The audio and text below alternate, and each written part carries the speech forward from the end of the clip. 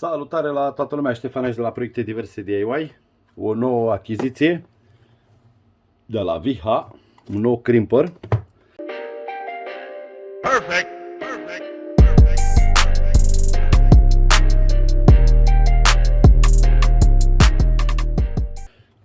Sau clește pentru pini. E fresh. Undeva la 930 de lei. Parcă era tot de la sesto.ro. Exact ce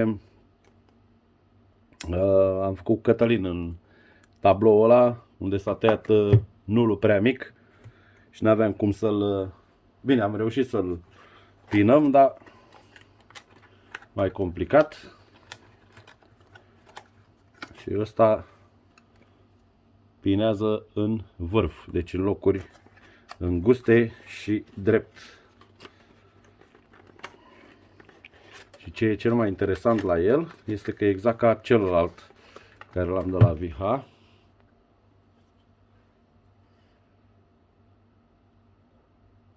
care și ăsta merge la 2, foarte important, 2 ori 10 mm pătrați.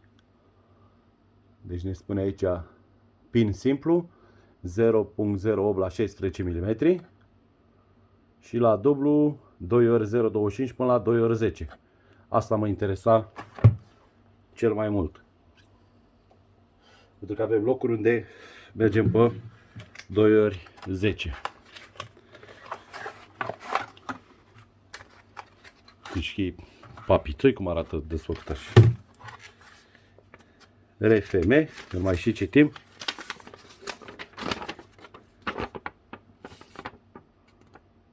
Aici ne arată cum se pinează și cum arată și pinul. Oricum îl testăm acum să vedem, că mor de curiozitate, nu de alta.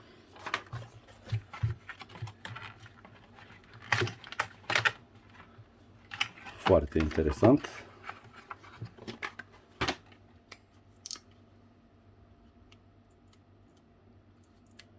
Și poți să-l abordezi în ce poziție vrei și după ce parte vrei. Ce observ la el foarte important este că posibil, sper să nu mă înșel, face direct pinii de 18, poate 18 mm în lungime. Poate face și noi un pic de lumină aici, un pic mai mult așa, parcă se vede mai bine și mai bine, fără umbre.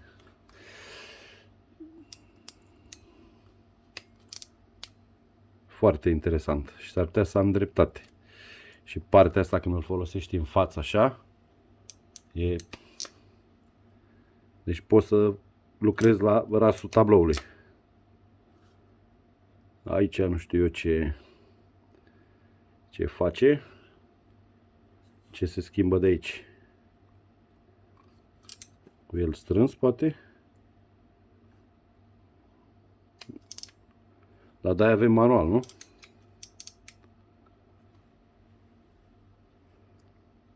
Cum l-ați văzut voi, așa l-am văzut și eu acum, prima oară. Așa că nu trageți în pianist, ok? Asta e. Și asta pare inox, partea asta de aici, și nu numai că pare, chiar e inox. Foarte interesant. Hai să citim un pic să vedem ce face jucăria asta de aici. Care nu știu dacă rămâne blocată sau ce. Văd că deblochează ceva. Da, citim și revenim imediat. Era greu de tot. Și asta înseamnă că e o veste și mai bună. Părțile mobile, ce să vezi, sunt interschimbabile sau se schimbă. Ia uite-l. Da? Se poate da afară. Și doar îl apropiem. Hap. Foarte interesantă treabă. Deci chiar îmi place. La banii ăștia oricum trebuie să fie o sculă de anduranță. Deci ai posibilitatea să schimbi vârful, ceea ce e extraordinar. Bine, nu cred eu că se strică așa repede. Ăsta are, cred că 100.000 de pini până acum. Băgați. I-am dat eu cu ulei săptămâna trecută și nu are niciun fel de problemă, că de-aia e Viha și nu alte mărci făcute pe vapor.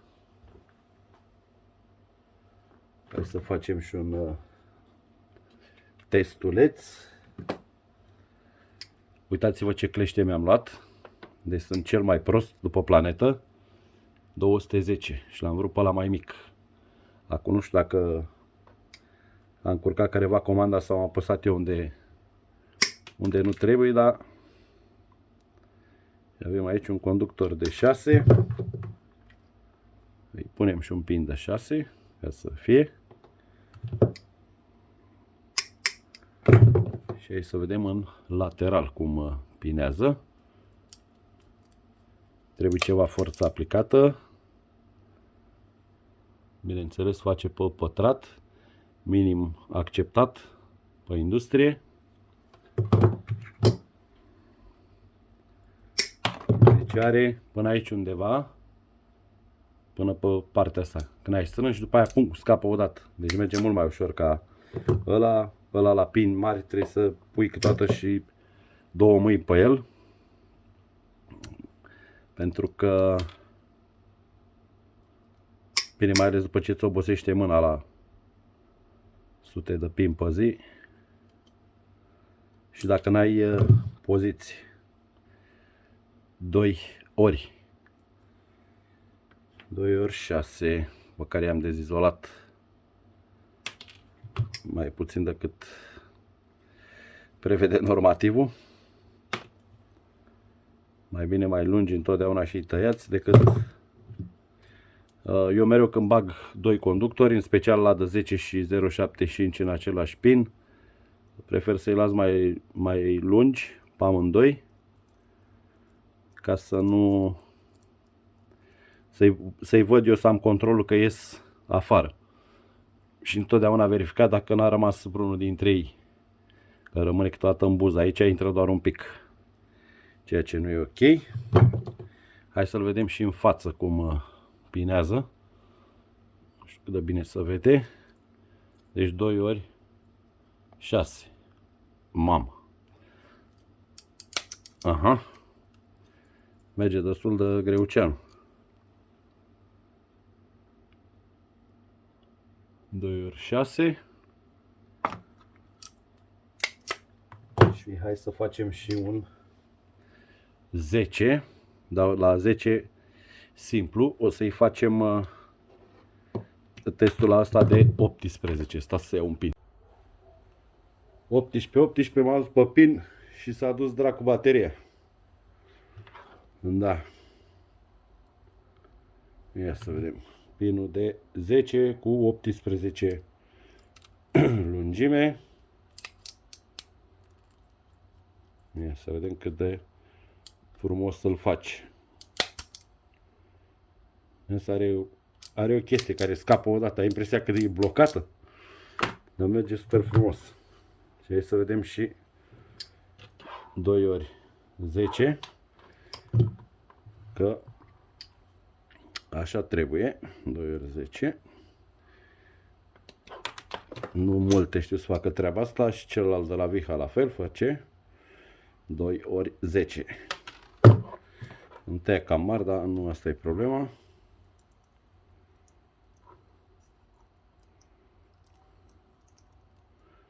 Îi păcălim un pic.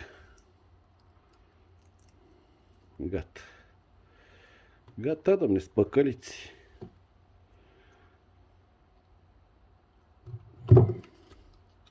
Ia să vezi aici. Forța aplicată, ia uite-l cum intră. Perfect.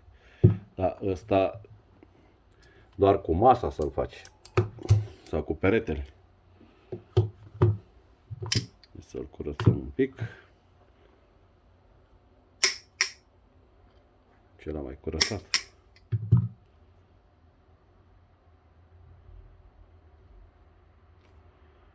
Interesantă jucărie. Și poți să faci 180 de grade. Pui pini. Da. O să vedem în timp cum se comportă. Fiind viha, trebuie să comporte super bine. Îmi place că e mică. Cred că unde m-am obișnuit eu cu cealaltă merge un pic mai greuț ca celălalt care l-am de la viha, dar super ok. V-am pupat, ne vedem la filmulețul următor.